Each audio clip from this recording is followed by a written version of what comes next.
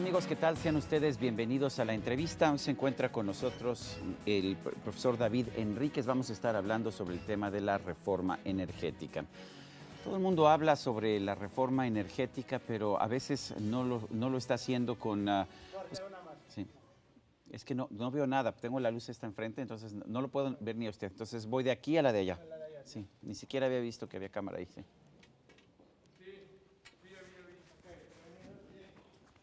Perdón, son cosas técnicas. Corriendo y grabando en 5, 4, 3, 2.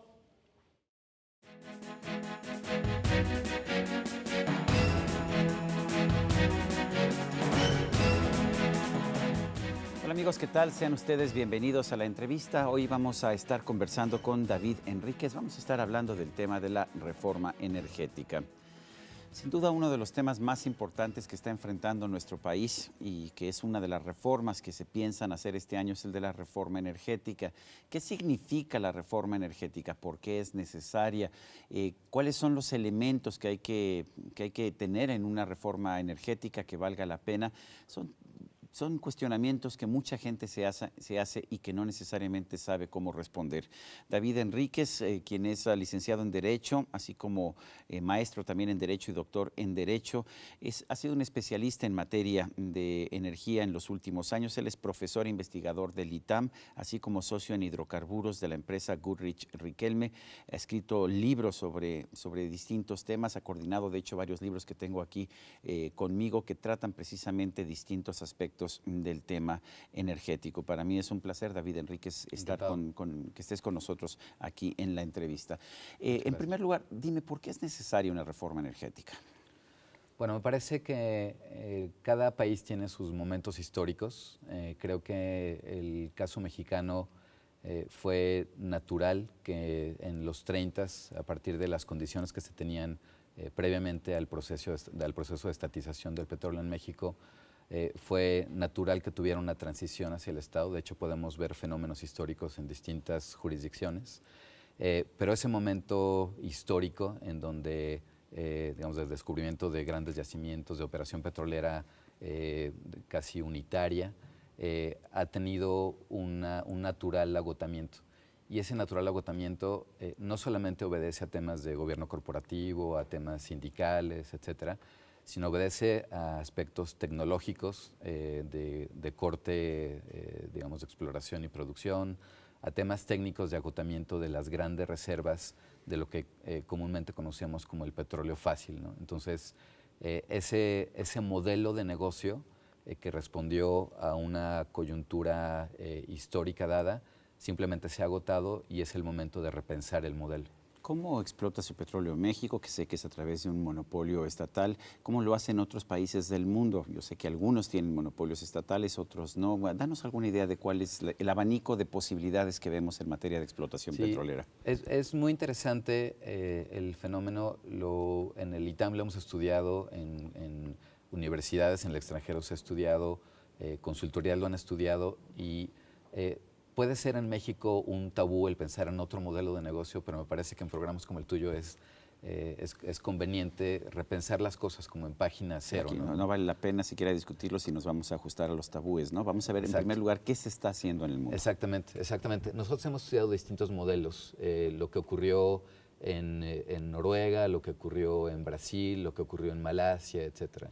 A ver, tanto en Noruega como en Brasil, que son dos casos que yo conozco, hay empresas estatales, pero también hay inversión privada, ¿no es así? Efectivamente. Lo que esos países reconocieron fue la necesidad de que hubiera una participación privada pragmática en la exploración de sus recursos. Entonces, nunca se dejó de lado el tema de la propiedad del Estado. Queda muy claro que en el subsuelo el petróleo, los hidrocarburos son del Estado. Lo que ocurre es que se encuentran las mejores formas de explotación de los recursos. Entonces, efectivamente, en los casos, digamos, en el caso venezolano previo al presidente Chávez, en el caso noruego, en el caso brasileño, en el caso colombiano, etcétera, ha habido un nivel de participación privada distinto. En algunos casos a nivel de concesiones, en otros casos a nivel de producción compartida, etcétera. Lo que es muy interesante y lo que nos demuestra la evidencia, los datos empíricos que se han analizado por distintas universidades, casas consultoras en el mundo, es que ningún país que haya participado de estos procesos de apertura petrolera ha tenido una disminución de su producción. Es decir, siempre ha habido, es un dato histórico, es un hecho, que ha habido un incremento sustancial de la producción y la Compañía Petrolera Nacional se ha visto favorecida y se ha visto robustecida. Cosa que no ha pasado en México, si no mal recuerdo, y estoy hablando de memoria. En el 2004 tuvimos una producción de petróleo crudo de 3.5 millones de barriles diarios. El año pasado, si no me falla la memoria, 2.5 millones de barriles diarios. ¿Estoy en lo cierto? Sí, es correcto, es correcto. Y lo interesante ahí desde el punto de vista de reservas es que ha cambiado el portafolio de desarrollo de campos. Lo que ha ocurrido es que estamos acostumbrados a los megayacimientos y bueno, el muy sonado caso de Cantarell, desde claro, luego. que además de aguas someras, muy fácil de explotar. Exacto. Nos permitía todavía el año antepasado, en 2011, estaba lloviendo, teníamos un costo de producción de $6 por barril, lo cual es sorprendente incluso en estos momentos en el mundo. Exacto, exacto. Ha cambiado realmente el portafolio de tener un megayacimiento con algunos otros campos petroleros importantes, a tener una diversidad multiplicada por mucho. Es decir, hay que hacer mucho más para poder extraer el mismo nivel de recursos. Entonces simplemente no se puede hacer solo. Se necesitan muchas más manos para extraer el mismo recurso. Pero tener más manos no significa una venta de la soberanía nacional. Desde luego que no. Creo que aquí el punto básico es entender que la propiedad de los hidrocarburos, en todos estos casos que hemos comentado, sigue siendo de la nación. La diferencia está en la forma de extraerlo y en el tipo de contrato que se acuerde con los Lo demás. mismo pasa en Estados Unidos y en Canadá. ¿A quién le pertenece el petróleo en Estados Unidos o en Canadá? Aunque creo que son distintos, ¿verdad? Son modelos efectivamente distintos. Siempre el petróleo de origen es del Estado. Lo que ocurre es que los sistemas de gestión implican distintos modelos de contratos o de concesiones, ¿no? Entonces, en el sistema de concesión hay una liberalidad, digamos, es el mayor nivel de liberalidad, en donde el concesionario, con algunas limitaciones que le impone el Estado a través de las agencias específicas, puede o no desarrollar los recursos en distintos tiempos. En los modelos de producción compartida, es realmente el operador, en este caso Pemex o la empresa que se pudiera generar para, por ejemplo, para no convencionales como aguas profundas, es esa empresa, Pemex Exploración y Producción, o la empresa que se creará del Estado, contrata con un consorcio para generar ese recurso, y es ahí donde se comparte, ya producido el hidrocarburo, se comparte un nivel de producción, porque esa empresa o ese consorcio asume todos los riesgos de pozos que, como tú sabes, tienen un valor, cuestan desarrollarlos más de $100 millones, $200 millones. Está previsto en distintos estudios de casas consultoras como Wood Mackenzie que el nivel de recursos necesario para desarrollar aguas profundas en México es de $15,000 millones anuales. Lo que Pemex toma, al menos en financiamiento bursátil en el mercado mexicano y sobre todo en el mercado extranjero, es apenas de aproximadamente $3,000 millones, y de eso solamente una fracción es dedicada a aguas profundas, cuando necesitamos para desarrollarlo $15,000 millones. ¿No podría financiarse Pemex nada más de sus ventas, de las utilidades que tiene? No, eso es la utilización. Aquí es uno de los elementos clave a discutir. Pemex ha tenido un acceso, y me parece un acceso interesante, al mercado de deuda, pero el mercado de deuda por sí mismo no va a cumplir la misión que necesita Pemex, sobre todo para aguas profundas. Además, tengo entendido que ya está saturado de deuda Pemex, efectivamente, ¿no? Efectivamente. Es el momento de entrar, y ha sido tal vez un tabú por mucho tiempo, pero es el momento de entrar a un modelo distinto. Ese modelo distinto implica que el acceso a capital debe ser a través del mercado de capitales, es decir, el gobierno federal no tiene el nivel para seguir inyectando ese nivel de recursos de $15,000 millones anuales para desarrollar aguas profundas. Entonces el modelo de negocio tiene que cambiar. El modelo de negocio debe ser una empresa ágil, una empresa del Estado, probablemente Pemex Exploración y Producción, pero desde mi punto de vista debería de existir un nuevo operador del Estado, que no sea una subsidiaria de Pemex, repensar el rol del Estado como participante, como accionista mayoritario en esa empresa, en donde tú, yo y todos los amigos del público puedan ser accionistas. Que pueda haber una... ¿Pero qué no lo somos? Por ejemplo, los ciudadanos mexicanos no somos accionistas de Pemex. ¿No podría Pemex financiarse a través de sus ventas, de sus utilidades? No, desgraciadamente eso es un mito. Se ha podido hacer y me gustaría hablar del tema sobre los hidrocarburos convencionales por un tiempo, pero el nivel de inversión que necesita Pemex es de 15,000 millones de dólares anuales para aguas profundas, solamente para aguas profundas. Y si tomamos en cuenta que el programa de certificados bursátiles duales para Pemex anualmente es de aproximadamente 3,000 o 4,000 millones de dólares anuales y necesita 15,000 millones de dólares. Esos 4,000 millones de dólares de los que hablamos son para todo Pemex. Los 15,000 millones de dólares de los que hablamos anuales son para PEP, solamente para aguas profundas. Ahora, Pemex vende que son 120,000 millones de dólares anuales en ventas totales. No puede conseguir una utilidad de 15,000 millones nada más para aguas profundas. Desgraciadamente no. Si fuera así, ya lo estaría haciendo. Entonces, creo que esto nos lleva a hablar de un modelo de negocio distinto. Como platicábamos, en los procesos de reforma petrolera, digamos, del Estado a modelos mixtos, en donde hay participación privada, siempre la empresa estatal se ha visto robustecida y además ha habido un incremento sustancial de producción. O sea, me parece que lo que hay que pensar es en una estructura en donde haya un nuevo operador, un Pemex distinto, en donde el Estado sea accionista, en donde el Estado sea accionista mayoritario, pero tú y yo o los amigos del público puedan ser también accionistas. ¿Qué no somos los ciudadanos mexicanos accionistas de Pemex? ¿No nos han dicho que somos los dueños de Pemex? Pues sí, digamos que de modo publicitario podemos hablar que somos los dueños de Pemex. No me digas que es una mentira política. No es una mentira política, digamos que ha existido, realmente ha habido una contribución muy importante y eso, digamos, es un hecho histórico, ha habido una contribución muy importante de Pemex, pero eso no nos lleva al nivel de exigencia que un accionista puede tener mediante su ejercicio del derecho del voto en asamblea para correr al director general o para hacer cambios estructurales en la empresa. Lo que necesitamos es que un operador del Estado mayoritario, pero donde haya una participación importante en el mercado de capitales, es decir, necesitamos una empresa bursátil que cotice en el mercado mexicano, que pueda cotizar en mercados extranjeros, en donde podamos tener... Como lo hace Petrobras de Brasil. Como lo hace Petrobras. Los mayores niveles de capitalización que ha habido en la historia de una empresa de hidrocarburos han sido los de Petrobras a partir del presalt. Entonces, lo que necesitamos... ¿A partir del qué, perdón? A partir del megayacimiento del presalt. Eso es, en las costas nuevo yacimiento que se encontró. Efectivamente, es uno de los campos, es un yacimiento súper gigante, digamos, es decir, lo más grande en las categorías son las estratificaciones de descubrimientos.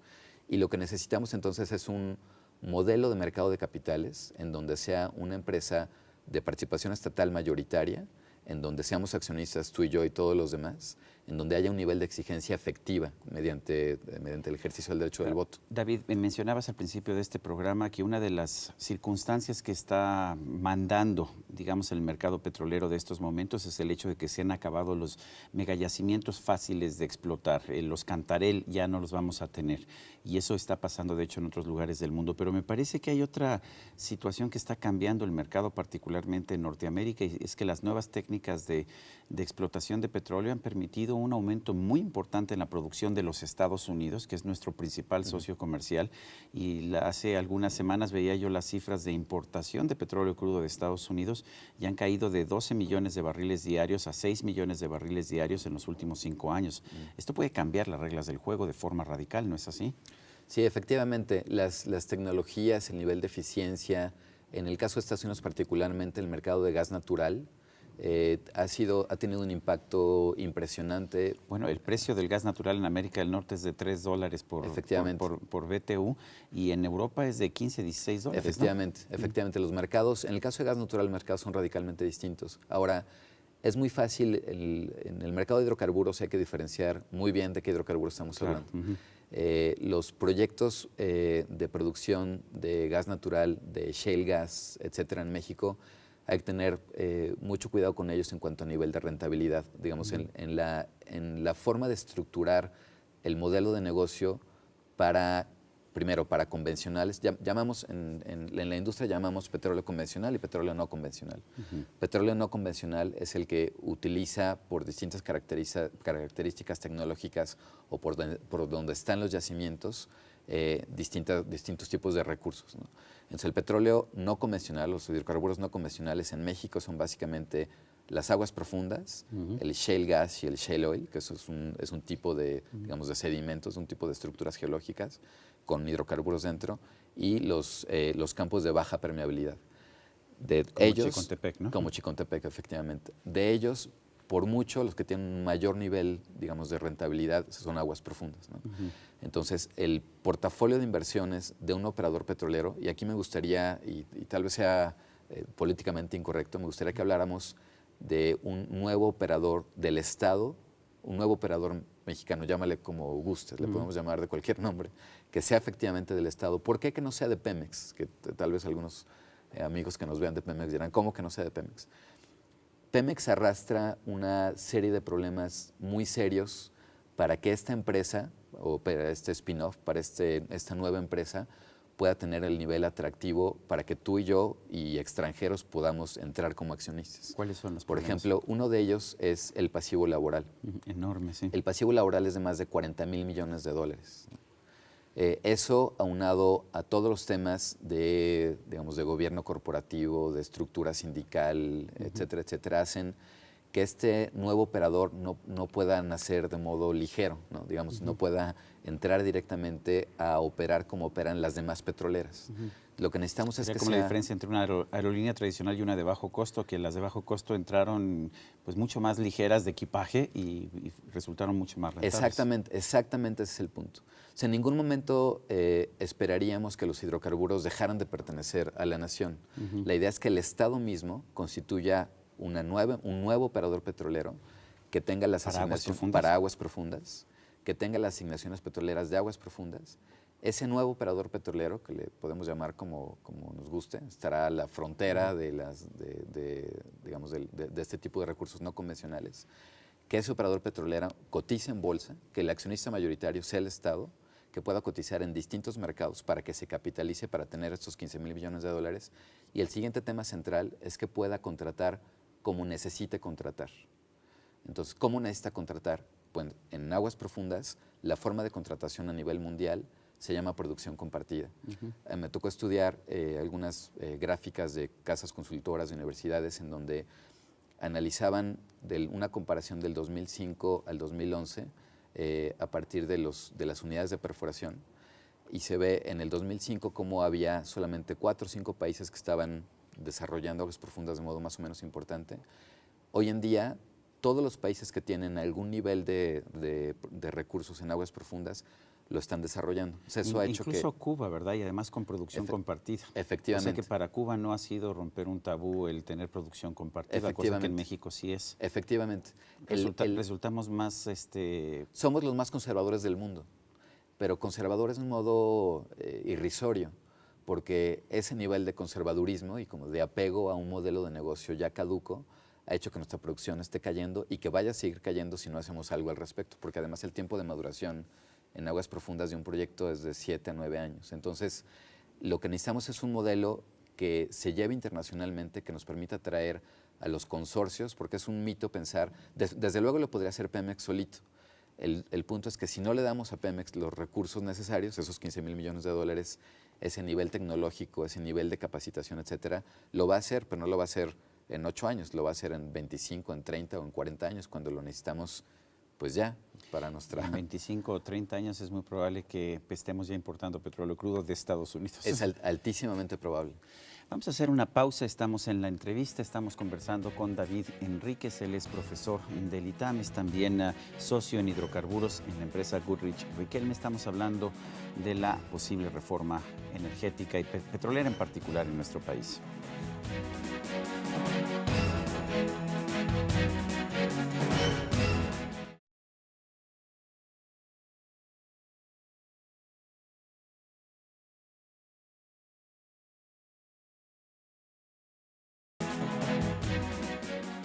Continuamos en la entrevista, estamos conversando con David Enríquez, él es profesor del ITAM, profesor investigador, es también socio en hidrocarburos de Goodrich Riquelme, es uno de los especialistas que tenemos en nuestro país en materia petrolera. En alguna ocasión le hacía yo un comentario a un director de Pemex y le decía, bueno, ¿por qué nosotros tenemos en Pemex 160,000 trabajadores? ¿Por qué ExxonMobil, que tiene 4 veces la producción, tiene 82,000 trabajadores? Ya hablaste del pasivo laboral, pero lo que me decía este director general de Pemex me dice, mira, sí es mucho el personal y más que luego no lo podemos usar porque por reglas sindicales tenemos que subcontratar de todas maneras y sí lo hemos visto el año pasado en el accidente de Reynosa, el de almacenamiento de gas, pues la mayor parte de las víctimas eran de empresas subcontratistas, no trabajadores de Pemex, de manera que tenemos mucha gente, pero además tenemos que contratar gente por fuera.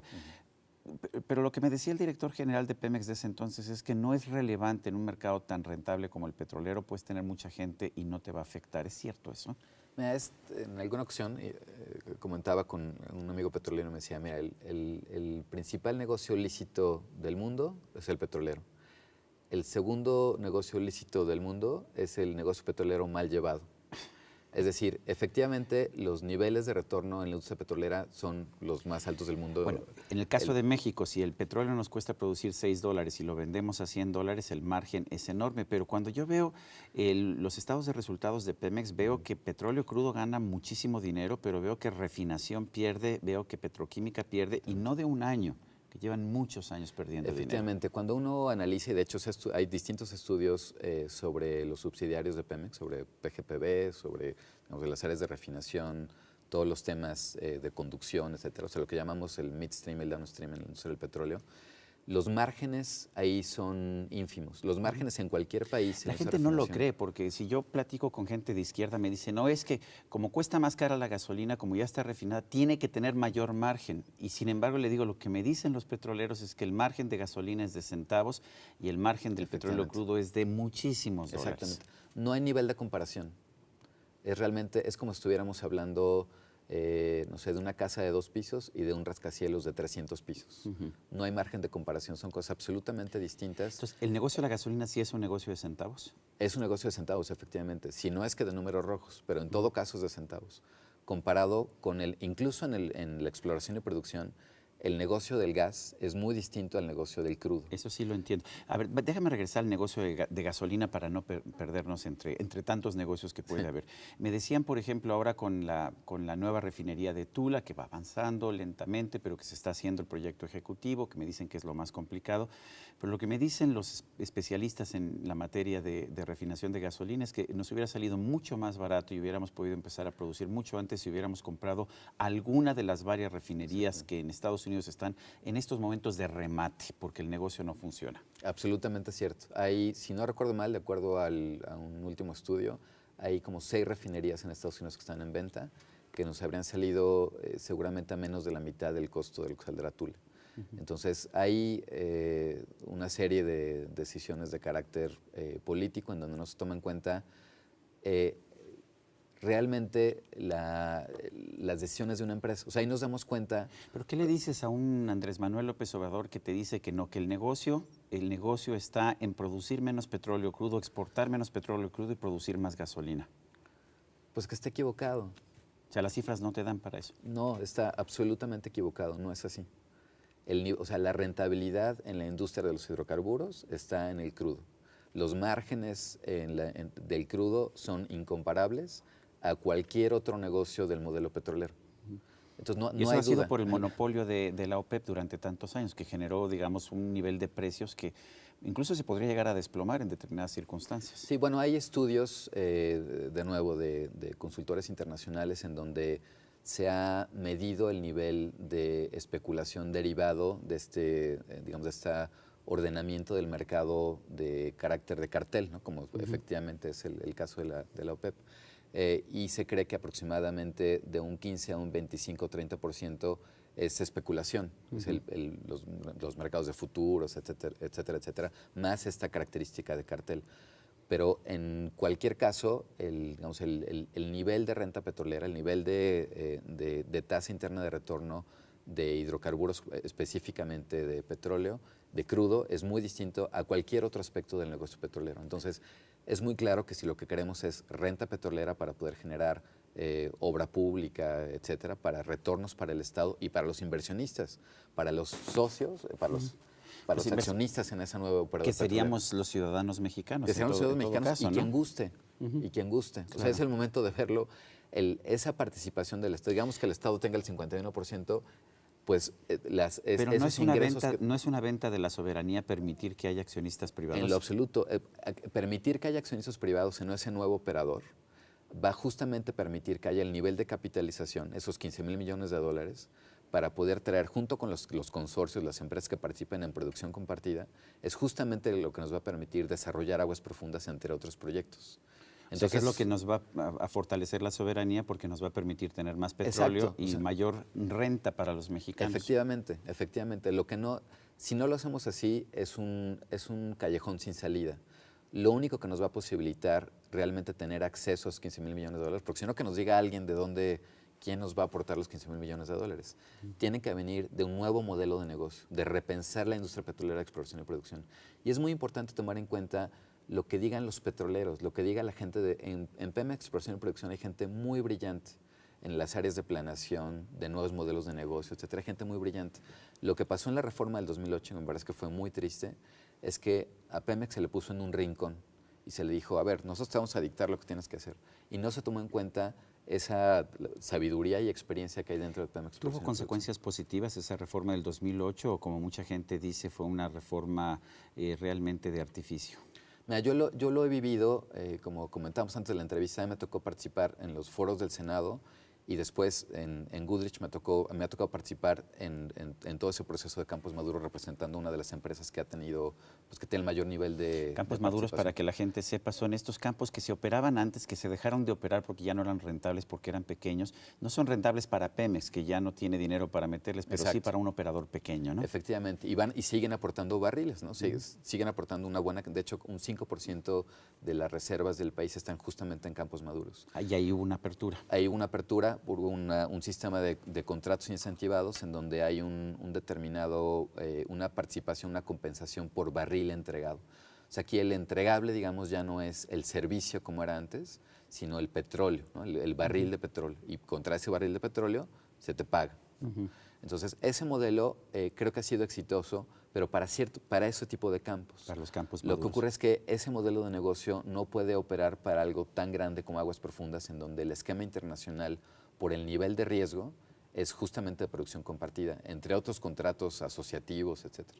Entonces, como te decía, ha sido interesante, creo que la reforma del 2008 fue, lo más importante de la reforma del 2008 desde mi punto de vista, es que empezamos a hablar del tema. O sea, ya el tema, por ejemplo, de reforma constitucional, ya empezó a no ser un tabú. Hoy en día... Esperemos, porque en el 2008 no hubo reforma constitucional. No, efectivamente no hubo reforma, pero sí se empezó a hablar de la reforma, de la necesidad de una reforma. Vamos a hacer una pausa, estamos en la entrevista, estamos conversando con el profesor David Enríquez, regresamos en un momento más.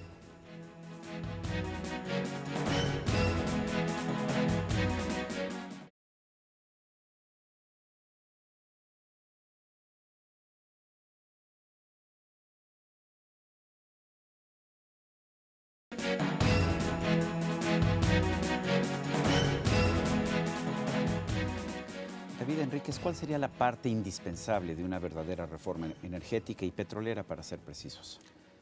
Es indispensable una reforma constitucional. Ya no es un tema de considerarlo o no, lo tenemos que hacer. ¿Y qué tendría que incluir esta reforma? Esta reforma en el 25, 27, 28, etcétera, lo que implica es la posibilidad de que no estén prohibidos los esquemas en donde haya en donde se comparta la producción. En ningún momento se dejaría de tener la propiedad de los hidrocarburos por el Estado mexicano. Lo que ocurre es que una vez producidos esos hidrocarburos, se comparten con el operador que haya ayudado al nuevo operador mexicano o a Pemex a generar esos recursos. Permitir eso implica que reformando otras leyes, a partir de esa reforma en la Constitución, reformando otras leyes, permitiría primero distinguir entre hidrocarburos convencionales, que siga operando Pemex, los de agua somera, los de tierra, etcétera, respecto a los hidrocarburos no convencionales, principalmente respecto a aguas profundas. Permitiría también al presidente de la República constituir un nuevo operador, un nuevo Pemex, que sea un operador del Estado, empresa, con participación mayoritaria del Estado y donde haya accionistas donde haya accionistas como tú y yo y como cualquier persona que quiera ser accionista. David Enríquez, gracias por esta conversación y a usted también, amigo que hace posible este programa, se lo agradezco. Eso es todo por hoy, pero no se lo olvide. Nos vemos la próxima.